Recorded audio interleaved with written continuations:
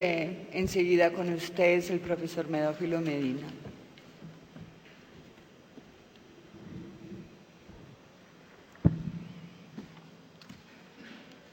Gracias a los profesores Gabriel Misas y Heraclio Bonilla por haber hecho posible este evento y, por supuesto, también mi participación. Dado el título de mi ponencia y el elemento continental, yo quisiera subrayar la circunstancia del organizador y quien diseñó este evento, el peruanito, como él dice, agregando briznas de ají a sus giros verbales, pues me parece muy importante esa circunstancia para este evento. Por otro lado, la movilización intelectual y humana que ha significado esta semana en este escenario, pues yo la tomaría como una modesta revancha espiritual del mundo universitario, intelectual, en este momento que vive el país atravesado por una contrarrevolución cultural. La mayor parte de mi actividad de investigación ha estado dedicada a temas y tiempos de la historia contemporánea de Colombia y últimamente de Venezuela.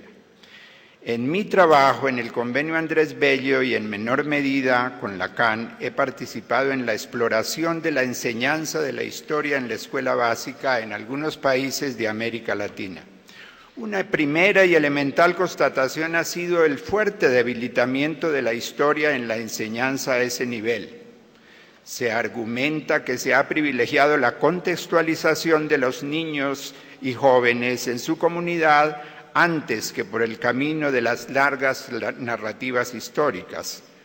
Lo peor no es el abandono de las narrativas jalonadas por los hitos cronológicos, sino la renuncia en las ciencias sociales a la noción de proceso y a la categoría de tiempo. Otra observación corresponde a la ausencia en el currículum de asignaturas que den cuenta de América Latina, de sus realidades y su historia. Con la conciencia de ese vacío, por ese sendero me encontré con la independencia y con su encapsulamiento en la memoria y en la historiografía en los moldes nacionales. Si se piensa en inducir al estudio de la historia de América Latina a las generaciones jóvenes, una pertinente introducción la constituiría el curso sobre la independencia hispanoamericana, es decir, ese capítulo de la lucha de millones de gentes contra un imperio colonial.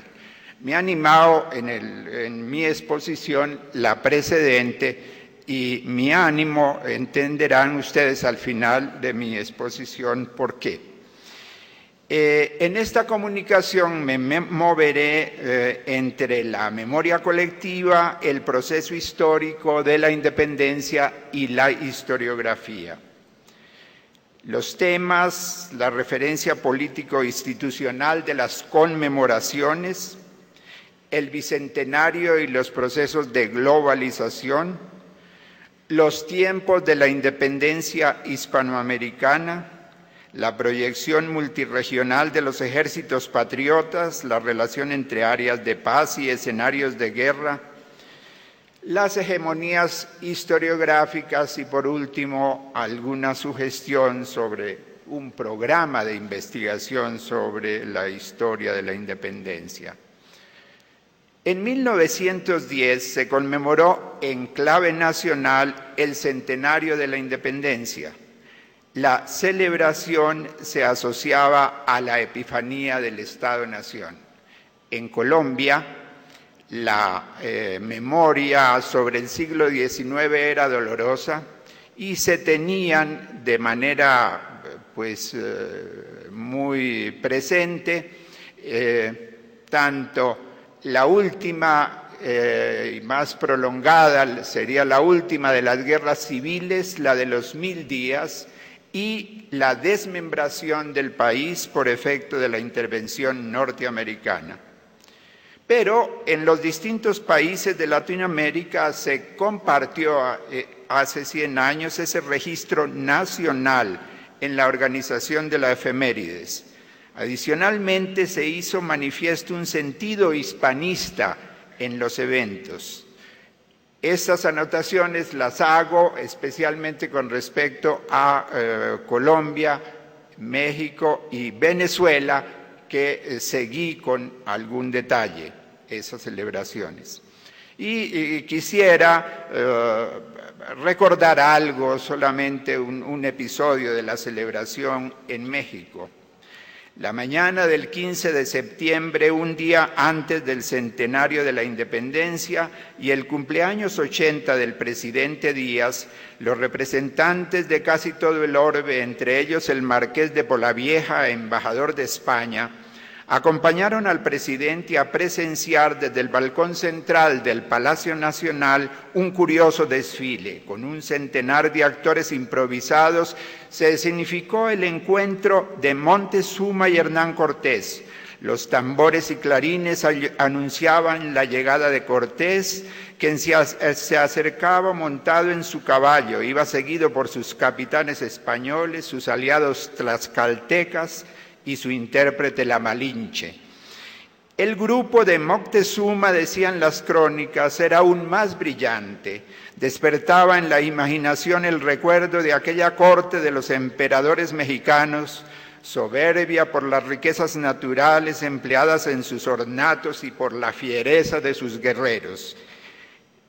Señores, y tras ellos llevaban en suntuosas andas al emperador Moctezuma.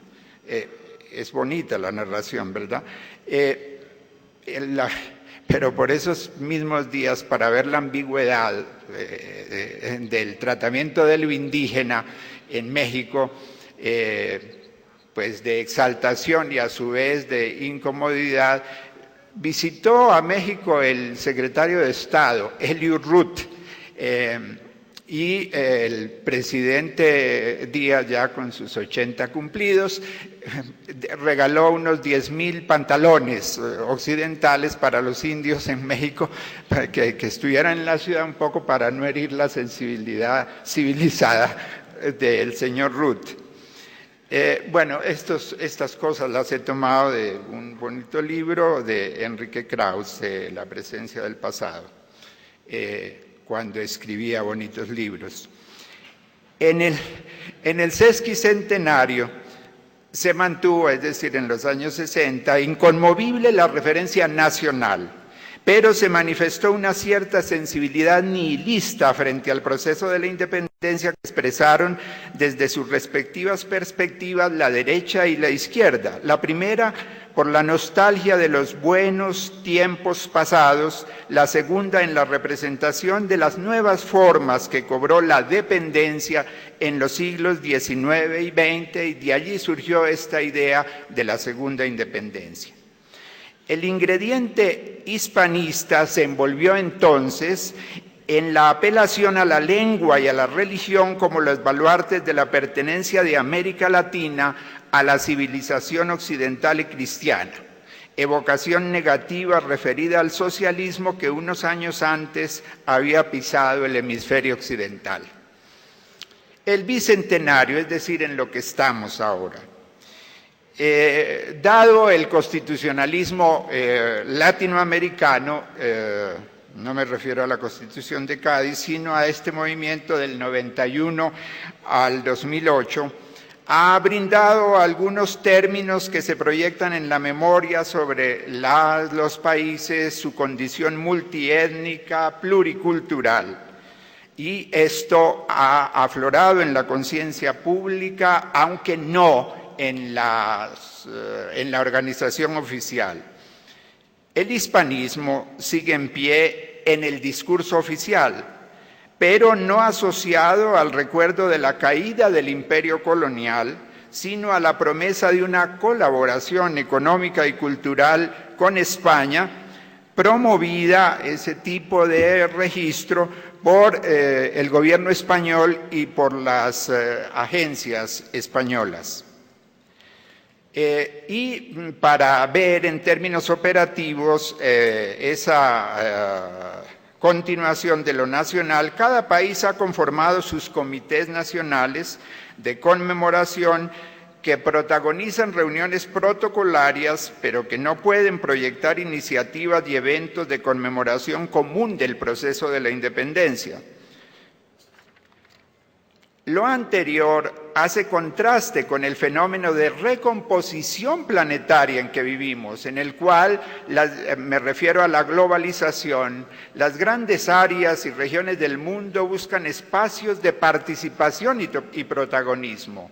América Latina muestra un rezago en asumirse como realidad económica y espacio cultural común. Quizá una imagen cartográfica me ayude un poco a expresar de manera más plástica mi inquietud. Se trata del mapa en que por primera vez, el de Waldseemüller, en que por primera vez aparece en el mapa América.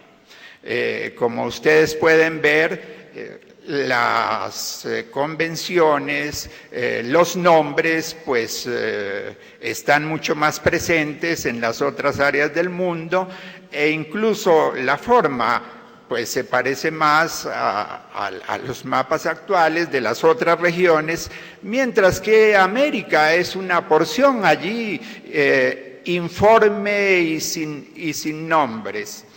Creo yo que al cabo de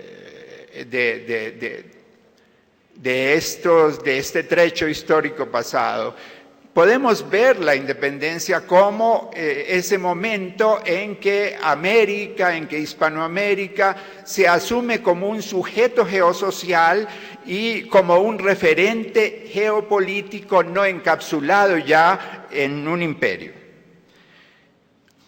Los tiempos de la independencia hispanoamericana. En primer lugar, hace falta configurar un periodo precursor que puede parecer un registro muy convencional, pero que tiene importancia en la discusión de los modelos historiográficos que se detienen en la supuesta precipitación del movimiento de la independencia como fenómeno abrupto, inesperado. A eso obedece la traída de este periodo. Desencadenada la independencia, se identifican 4 grandes cortes desde el punto de vista de los cambios políticos. 1809-11, juntista, autonomista, con una ideología pactista entre tradicional y el pacto de sucesión. 11-15, lucha por la independencia. 15-19, reimplantación del dominio peninsular. Y 19-25, desarrollo de la guerra y culminación de la independencia. Se producen hechos